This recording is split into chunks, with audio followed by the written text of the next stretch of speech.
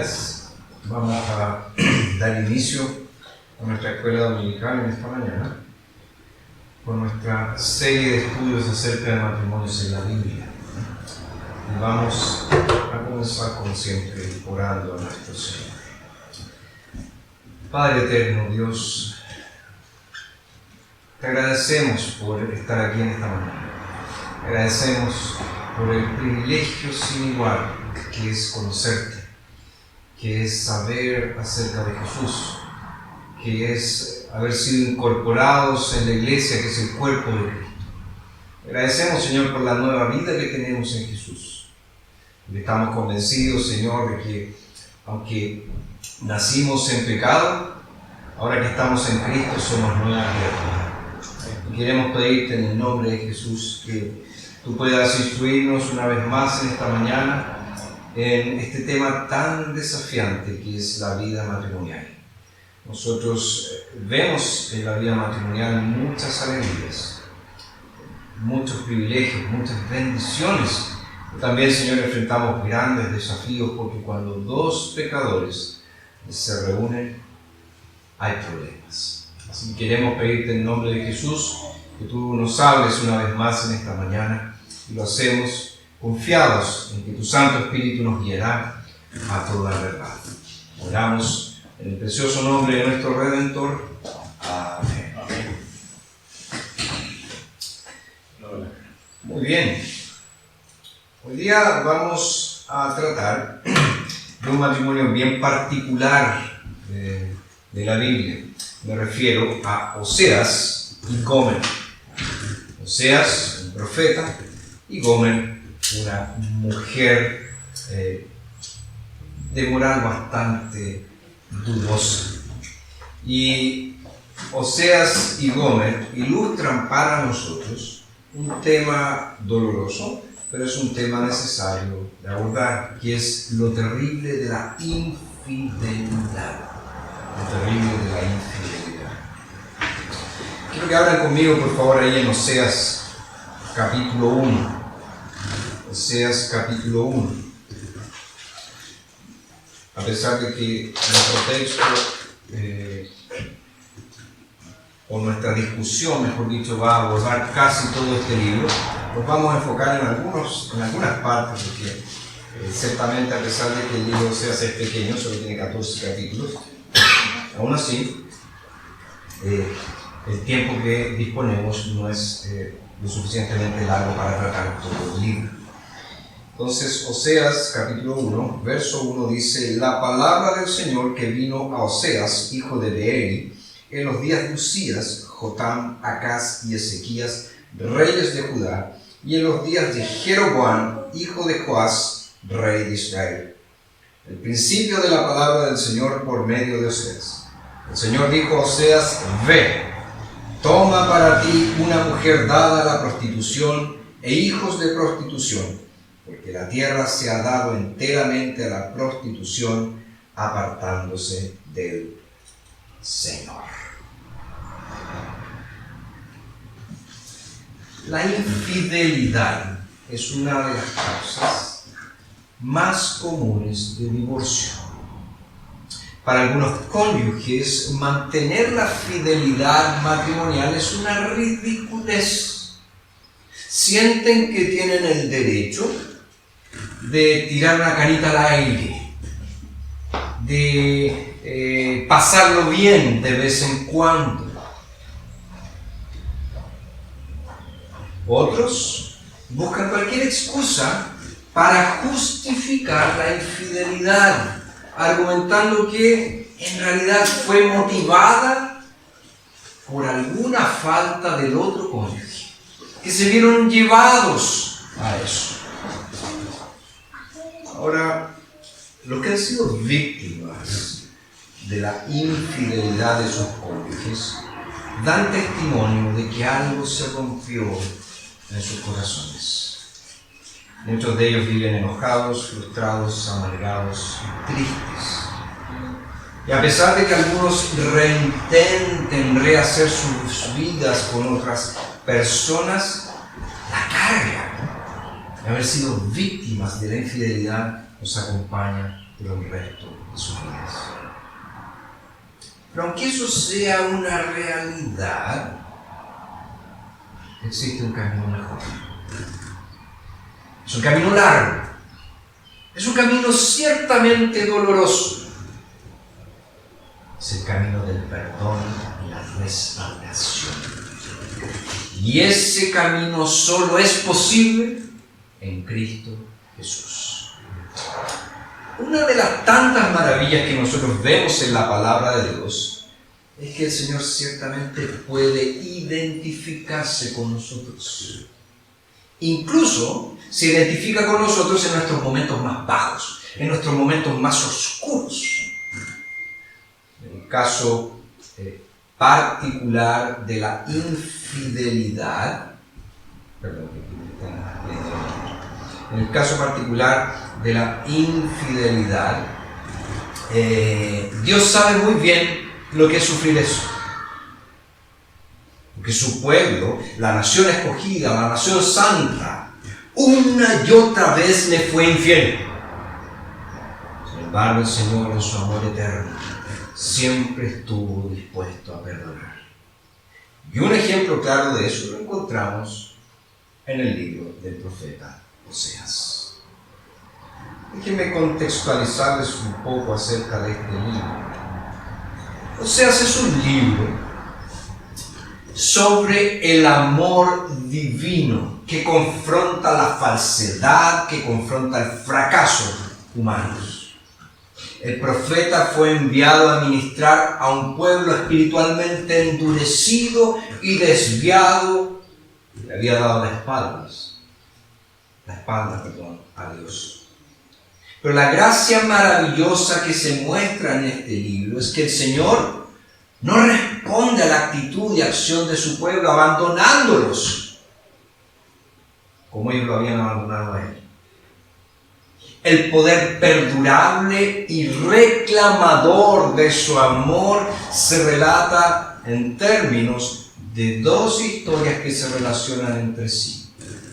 ¿Cuáles son estas dos historias? Bueno, la primera, que abarca de los capítulos 1 al 3 de este libro de Oseas, registra cómo el Señor ordenó, cómo el Señor mandó el matrimonio de Oseas para que reflejase la relación de él, del Señor, con Israel. Y aprendemos que cuando algún tiempo después la mujer del profeta abandona a Oseas, se le indicó a Oseas que tomara medidas, que tomara acciones para traerla de regreso. Así que fíjense, el mismo Oseas experimentó el dolor de tener un cónyuge infiel. En consecuencia, cuando él habló a la nación, cuando él proclamó, cuando él predicó a la nación, no lo hizo en términos distantes y abstractos, sino que lo hizo con la calidez, con el discernimiento de alguien que conoce la angustia de un corazón lastimado y conoce muy bien la dificultad de recuperar a alguien que se ha extraviado voluntariamente. Esa es la primera parte de este libro. Pero la segunda parte del libro registra los tratos de amor de Dios con su pueblo infiel. ¿Qué había pasado con la nación de Israel en aquel tiempo? Obviamente se habían sentido atraídos por la riqueza material, por la cultura, por la religión de las naciones paganas de los pueblos circundantes. Y una de las tareas que tuvo que realizar Oseas fue alertar al pueblo acerca de la gravedad de su mala conducta y suplicarle al pueblo que regresara arrepentido al Señor. Si eso no ocurría, dice Oseas, era inevitable que Dios ejecutaría su juicio sobre ellos. Y lo que eso implicaría se explica gráficamente. Se detalla lo que iba a suceder si el pueblo no se arrepentía. Y eso era una forma de incentivarlos a volver a la fidelidad del pacto. Cambio que lamentablemente no ocurrió en tiempos de Oseas, ocurrió después. Los castigos que Dios impondría por la transgresión, por la obstinación del pueblo, son el final de la historia. ¿Por qué? Porque el Señor, no son, perdón, el final de la historia. ¿Por qué? Porque el Señor no es inconstante como nosotros. El amor del Señor por nosotros es un amor de pacto, es un amor de compromiso eterno. Y a pesar de su pecado, el Señor se negó a abandonar a su pueblo por completo. Por eso dice en el capítulo 11, verso 8, ¿cómo he de dejarte, oh Efraín? Refiriéndose obviamente a Israel. ¿Cómo he de abandonarte? A pesar de tu infidelidad, ¿cómo te voy a abandonar? Yo te amo y te amo con amor eterno. En capítulo 14, verso 4, el Señor dice que los amará generosamente. Y dice también en el verso 8 que velará por ellos, cuidará de ellos. Fíjense, esa promesa de un amor que va a hacer lo necesario para recuperar al extraviado. Y dentro de eso necesario está una disciplina prolongada que el pueblo tendría que sufrir. Una disciplina prolongada, dolorosa, ¿para qué? Para lograr ese cambio espiritual que se requiere para restaurar las relaciones de pacto. Entonces, vemos que ese es el contexto general de la profecía de Oseas. Retrata el amor de Dios por un pueblo infiel, por un pueblo adúltero. Es muy gráfico cómo en las Escrituras la idolatría se asemeja al adulterio. ¿Por qué? Porque es lo mismo que abandonar al amor del pacto, con quien te comprometiste a estar de por vida. Ahora, como ya lo mencionamos, la historia de Oseas es una historia de amor complicada. Él comienza esta profecía relatándonos que Dios le mandó, Dios le ordenó que se casara con una mujer de carácter dudoso. Le dice, ve, toma para ti una mujer dada a la prostitución e hijos de prostitución. Y después dice, porque la tierra se ha dado enteramente a la prostitución, apartándose del Señor. Verso 3, fue pues y tomó a Gomer, hija de Diblaim, la cual concibió y le dio a luz un hijo. Entonces el Señor le dijo, ponle por nombre Jezreel, significa Dios siembra, porque dentro de poco yo castigaré a la casa de Jehú, refiriéndose a Israel, por los hechos de sangre de Jezreel, y haré cesar el reino de la casa de Israel. Sucederá en aquel día que yo quebraré el arco de Israel en el valle de Jezreel. Ella concibió de nuevo y dio a luz una hija. Y Dios le dijo, ponle por nombre Lo Ruhamah, significa no compadecida. Porque no me compadeceré más de la casa de Israel y no la soportaré más. De la casa de Judá tendré misericordia y los salvaré por el Señor su Dios. No los libraré con arco, ni con espada, ni con guerra, ni con caballos y jinetes.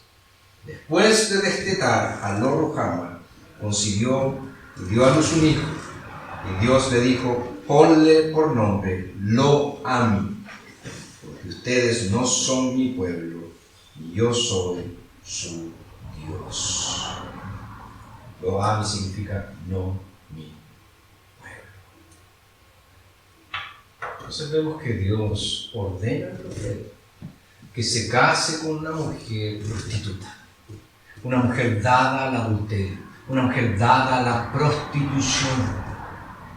Y lo hace ¿para qué? Para dramatizar la profecía, para que el pueblo pudiera ver en la vida de Oseas a un Dios que está comprometido con un pueblo adúltero, con un pueblo infiel. Y de esa unión nacen hijos, y cada hijo recibe un nombre simbólico. No compadecido, no mi pueblo, y Dios siempre, refiriéndose al juicio de Dios, refiriéndose a la justicia de Dios que sería ejecutada sobre el pueblo. Más tarde, en el capítulo 3, se revela que la vida familiar se corrompe debido a ¿qué? A la infidelidad de la mujer de Gomer. Dice: el Señor me dijo de nuevo, ve, ama a una mujer que ama a un amante y comete adulterio. Ámala con un amor como el del Señor por los hijos de Israel, a pesar de que ellos miran a otros dioses y aman las tortas de pasas. Incluso entonces, de acuerdo con las instrucciones divinas, que tuvo que hacer Oseas, recuperar a su mujer y tomar medidas para restaurar la relación. Verso 2: entonces la compré por 200 gramos de plata y 3 kilos de cebada, y le dije: te quedarás conmigo muchos años, no te prostituirás, y serás de otro hombre, lo mismo haré yo contigo. Entonces fíjense, más allá de ese contorno que nos muestra el texto, Oseas se muestra reticente acerca de lo que debe haber sido una experiencia dolorosa y traumática. Ahora, tal silencio ha abierto las puertas para muchas especulaciones que inevitablemente han resultado inconclusas. Pero no hay duda de que tanto a nivel de la intención de Dios al arreglar el matrimonio como la justificación de Oseas nos demuestran que lo que Dios le ordenó hacer a Oseas tenía un propósito útil. Llamó la atención de sus contemporáneos y también llama la atención de generaciones venideras. Ahora, la acusación más grave que presenta Oseas contra la conducta de Israel es, en resumen, la violación o el quebrantamiento de los primeros 2 mandamientos. Porque el pueblo estaba adorando a otros dioses y estaba postrándose delante de los ídolos. Si nosotros vamos a Éxodo 20, nosotros encontramos las siguientes palabras. Verso 3: no tendrás otros dioses delante de mí. El pueblo estaba teniendo otros dioses delante del Señor. Y el verso 4 dice: no te hagas imagen ni ninguna semejanza de lo que esté arriba en el cielo, ni abajo en la tierra, ni las aguas debajo de la tierra. El pueblo también se estaba haciendo ídolos. Ahora fíjense, Israel, si nosotros recordamos un poco la historia de este pueblo, no había necesitado la influencia de naciones extranjeras para alentarla a hacer estas cosas. ¿Se acuerdan de cuando el pueblo es liberado de Egipto? Están ahí en el desierto, camino a Canaán, están detenidos en el Sinaí. Moisés sube al monte para recibir las tablas de la ley. ¿Y qué pasa después de tanto tiempo que Moisés se demora? El pueblo le dice a Aarón: haznos dioses, y hacen un becerro de oro. No necesitaron la influencia de naciones extranjeras para ser idólatras. Pero sí debemos decir que la exposición a naciones paganas, el encanto hacia otros dioses se intensificó cuando el pueblo se establece en Canaán. Y ahí el pueblo de Israel encuentra ¿qué cosa? Se encuentra con el culto a Baal. Culto que había prevalecido mientras Israel estaba en Egipto.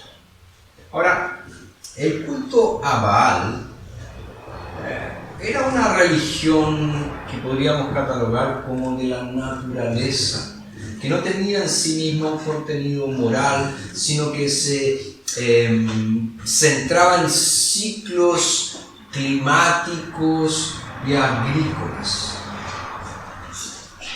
Baal era el ídolo de la fertilidad, ídolo que enviaba la lluvia en el momento apropiado y así aseguraba una cosecha fructífera.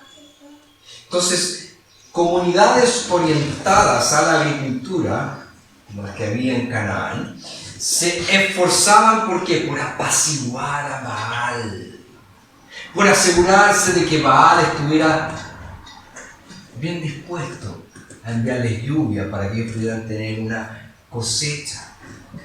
Porque si era el Dios de la fertilidad, era el Dios que daba y aseguraba lo necesario para mantener la vida. Ahora, como era el Dios de la fertilidad, ustedes se imaginarán que el culto a Baal estaba asociado con la prostitución religiosa, que era una forma de magia, que supuestamente le recordaba a Baal. Recuérdense que la palabra Baal no solamente significa amo, también puede significar marido. La palabra Baal apuntaba a que él era el único capaz de hacer fértil la tierra, por lo tanto, para adorarle vamos a tener relaciones con estas prostitutas puntuales para que él se sienta deseoso de fertilizar nuestros campos. Entonces, fíjense, tal adoración, obviamente idolátrica, tenía un contenido lascivo, sensual, y era una trampa para los israelitas. ¿Por qué? Porque apelaba a sus instintos más básicos, instintos que han sido corrompidos por el pecado. Y fíjense que Israel era un pueblo ganadero. Eran criadores de ovejas, de ganado. Pero cuando se establecen en Canaán, tienen que dedicarse también a la agricultura. Y tenían la tarea de distinguir entre la tecnología de una cultura agrícola, por ejemplo, el mantener terrazas en las laderas de las colinas para poder regarlas mejor. Tenían que distinguir ese uso de la tecnología con las prácticas religiosas, que también en las colinas colocaban santuarios para adorar a Baal. Entonces, toda la cultura del antiguo Medio Oriente cercano no se ajustaba al patrón establecido por Dios en su palabra, porque adoraban a estos ídolos de la fertilidad. Y sabemos que Israel sucumbió rápidamente a la presión de participar en este culto a Baal. Comenzó en el reino del norte, y también fue impuesto en el reino del sur. Hubo un sincretismo. Y nosotros estudiamos ya en época de Acab, instigado por Jezabel, él construyó un templo a Baal. Entonces, ciertamente tenemos que entender eso, porque recordemos, la relación que Dios ha establecido con su pueblo se ilustra en términos bíblicos como una relación de pacto matrimonial. Dios es el marido, su pueblo es la mujer. Y Dios se ha comprometido con este pueblo por siempre. Y este pueblo infiel se ha ido en busca de otros amantes. Este pueblo infiel se ha ido en busca de otros para obtener supuestamente la felicidad que no tiene con el Señor. Entonces es ilustrada de esta manera la relación con el Señor, entre el Señor, y su pueblo. ¿Para qué? Para que nosotros tengamos un destello de que todo adulterio es, en primer lugar, un adulterio espiritual. Es abandonar al Señor. Es dejar de lado al Señor en busca de otros ídolos, en busca de otros amantes. Ahora, entrando en el área chica, ¿cómo sucede esto del adulterio? ¿Cómo se da?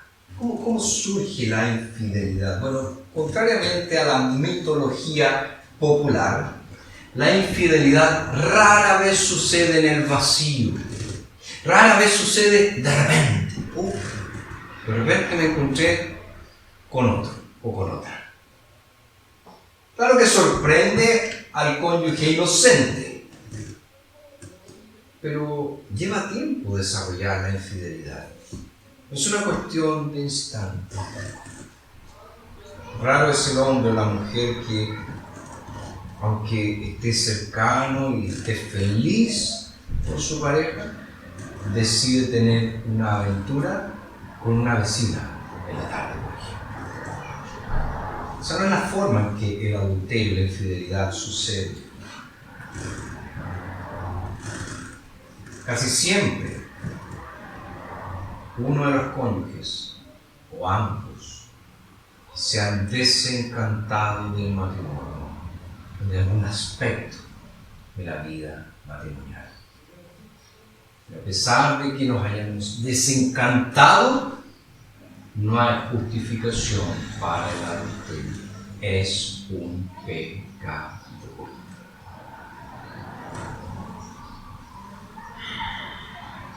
Muchas cosas pueden obviamente desencadenar ese desencanto. Por ejemplo, el tener relaciones prematrimoniales, las relaciones sexuales prematrimoniales. Fíjense, al contrario de lo que muchas personas creen, las relaciones prematrimoniales preparan a las personas para el adulterio. ¿Por qué? Porque han pecado unos con otros y tienen motivos para pensar de que siempre el pasto puede ser más verde del otro lado. Ya han experimentado otra cosa. Ya han estado con otras personas.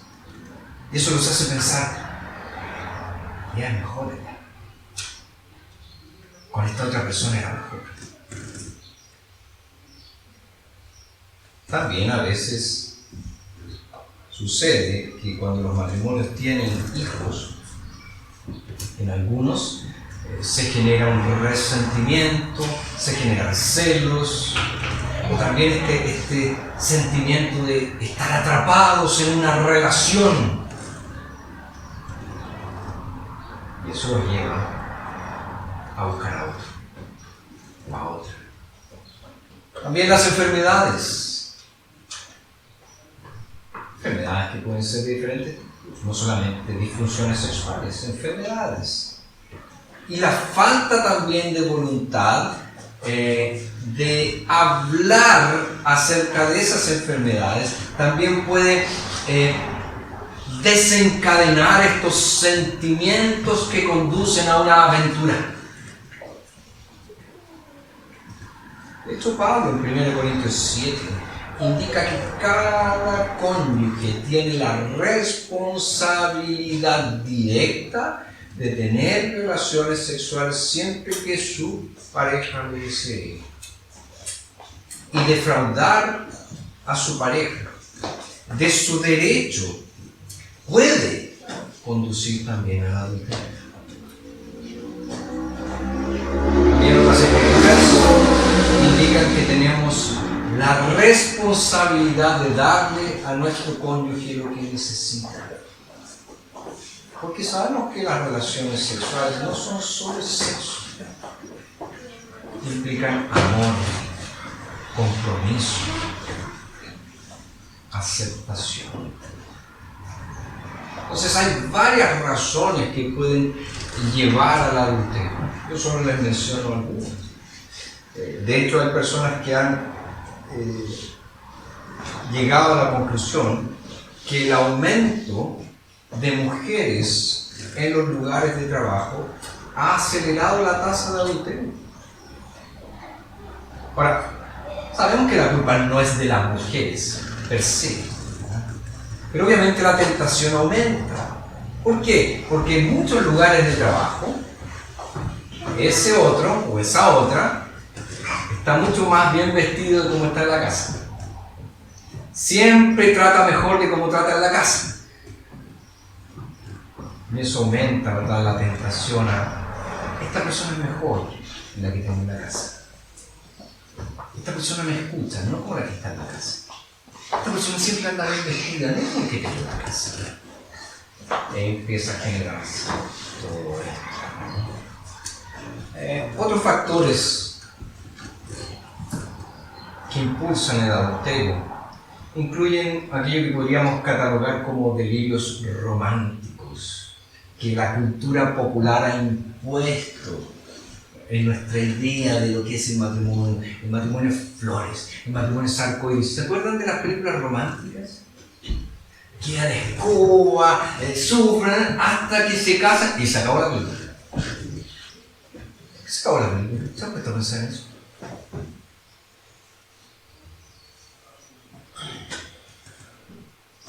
No quieren relatar lo que viene después.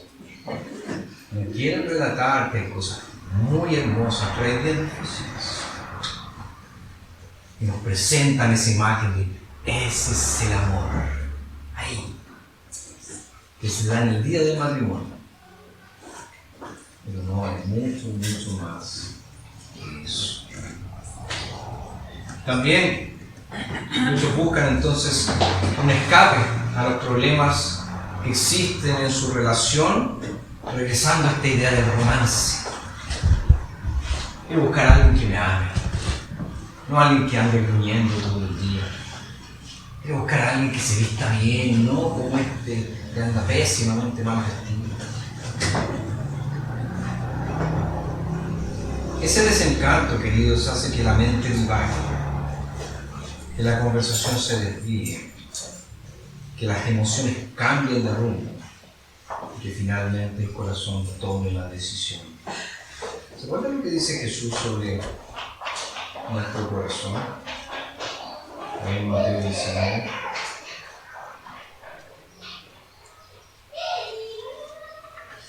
Jesús, Mateo 15, perdón. Jesús dice: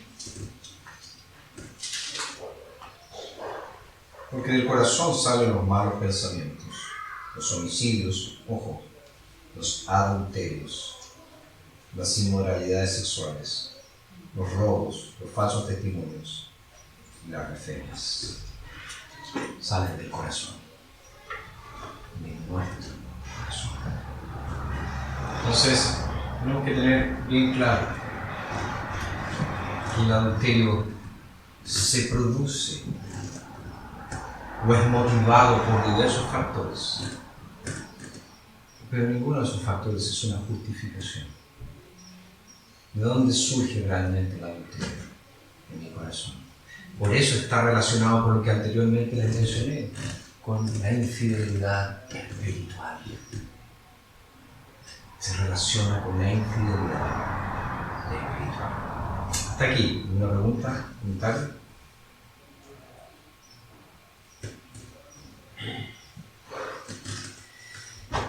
¿Cómo evitar el adulterio? ¿Cómo evitar la infidelidad? Bueno, aquí solo algunas ideas. La primera de ellas es: comprométete con tu cónyuge. Comprométete. Puede llegar un momento en que todo lo que te salvará y salvará a tu cónyuge de esta presión, de este deseo de adulterar, es tu disposición a ignorar todo lo demás y mantener un compromiso, como dice la Escritura, con la mujer de tu juventud, o con el hombre de tu juventud. a decir yo no voy a mirar a nadie.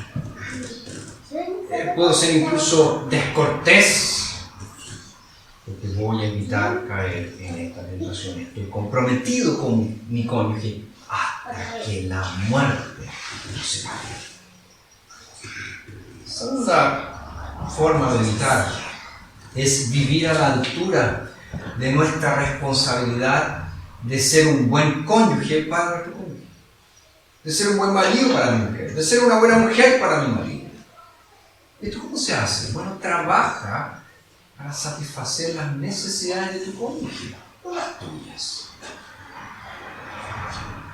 Debes estar dispuesto o dispuesta a resolver problemas, no a ignorar, no a dominar, no a hacer lo que a ti te place, sino a resolver los problemas. Una tercera forma de evitar la infidelidad es cumplir el débito conyugal, la obligación de tener relaciones sexuales. ¿Por qué? Porque ya dijimos, no es solo sexo, está vinculado con la satisfacción de necesidades físicas, sí, pero principalmente con necesidades emocionales. La semana pasada yo estuve en Puerto Montt hablando acerca de ciertos aspectos de la vida matrimonial y abordé el tema del sexo en el matrimonio. Y les dije algo que yo creo que es muy importante. Un hombre tiene que saber que antes de tocar el cuerpo de su mujer, tiene que haber tocado su corazón. ¿Qué me refiero con eso? No se trata de, tú eres mi mujer, la Biblia dice que tienes que tener relaciones sexuales conmigo. Vamos a votarlo, se acabó. No. Es tocar su corazón. Es que ella se sienta amada. Es que se sienta protegida. Es que se sienta preciosa. Porque tú la haces sentir así. Y lo mismo con la mujer para el hombre. Porque sí, ciertamente, así como el hombre tiene deseos sexuales, la mujer también tiene deseos sexuales. Son de diferentes formas. Pero también dale, mujer, a tu hombre lo que necesita. Sí, yo me casé con un príncipe azul, pero ahora ya no es príncipe azul. Es un ogro. Es un demonio. Pero dale también lo que necesita. Esas son algunas ideas de cómo nosotros podemos evitar caer en el adulterio. Pero ya caminando para el final, hemos hablado de la infidelidad matrimonial, que es en el fondo una consecuencia de la infidelidad espiritual. Hemos visto cómo llega a suceder. Hay muchas razones. Hay muchos caminos que te pueden llevar al adulterio, pero hay una cosa que es cierta, surge de dónde, de tu corazón. Y también cómo prevenirlo, ¿no? Teniendo presente estas y otras medidas. Pero ahora quiero hablarles de la reconciliación. La reconciliación. Como bien lo ilustra Oseas en su profecía, particularmente Gomer, la mujer con la que se le ordena casarse, hay algunos hombres y algunas mujeres que son incorregiblemente infieles. No hay caso. Fueron infieles durante el noviazgo, son infieles en el matrimonio y son incorregibles. Esos hombres y esas mujeres sí deberían ser abandonados. Deberían decirse, chao, yo no voy a estar más con un infiel como tú, no voy a estar más con una mujer infiel como tú. Aunque esa puede ser la consecuencia obvia de los parejas, yo quiero enfatizar un punto. El permiso para divorciarse no es una orden para divorciarse. La autorización que nos da la Biblia para divorciarnos no es una orden, no es un mandamiento a divorciarnos. Y me temo que nuestra búsqueda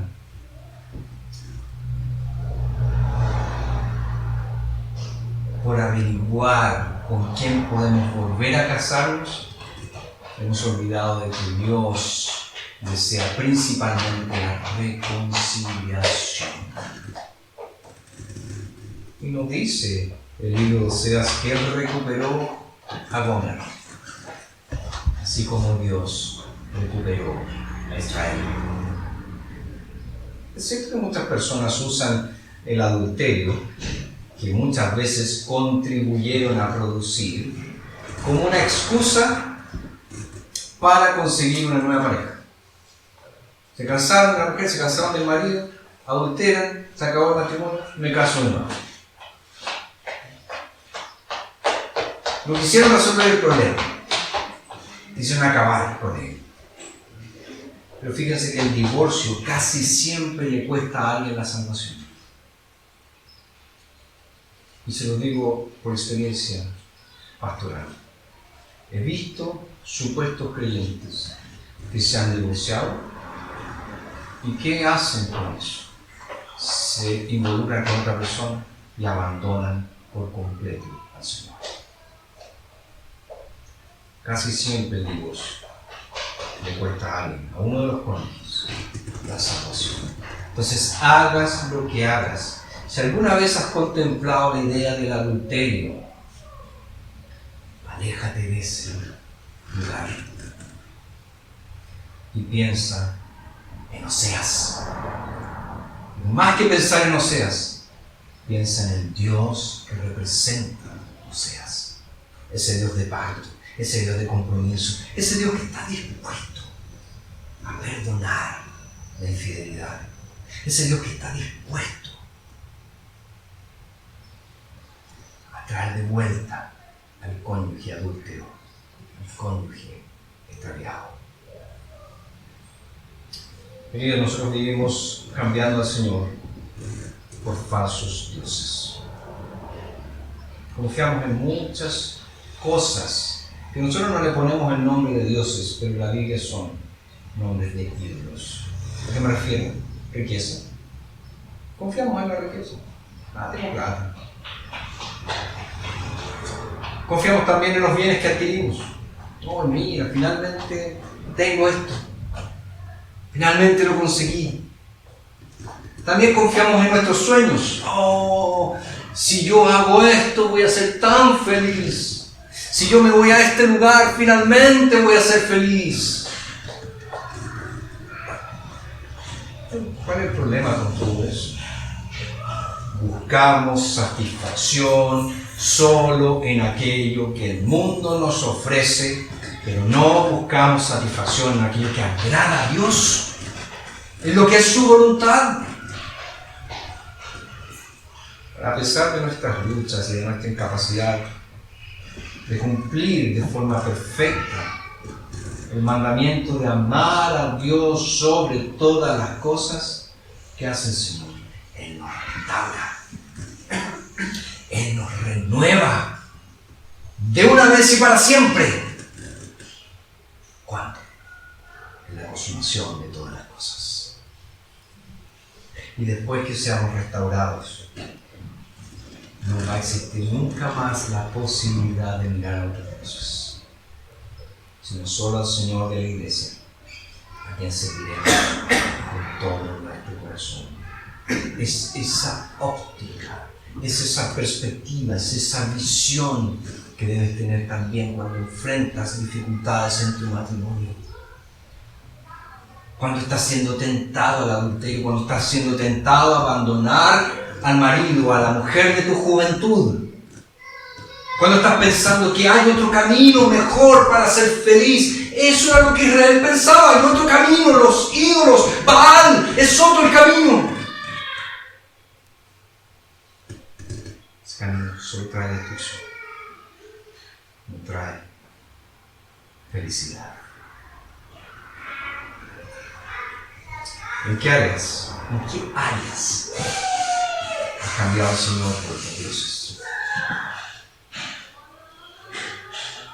¿En qué áreas de tu vida, en qué esferas de tu vida has cambiado al Señor por otros dioses? ¿A qué peligros y tentaciones, en este punto de la infidelidad, estás expuesto en tu matrimonio. Por último, ¿cuál es la manera bíblica de lidiar con la infidelidad? Ya lo dijimos, siempre hay posibilidad de restauración, siempre hay posibilidad de restauración. Dudas, preguntas, comentarios. Los que están en la casa. Nada.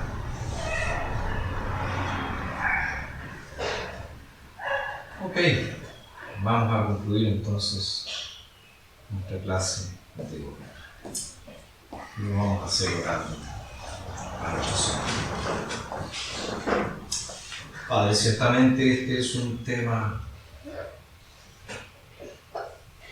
doloroso para muchos. Para otros es un tema que produce gran temor.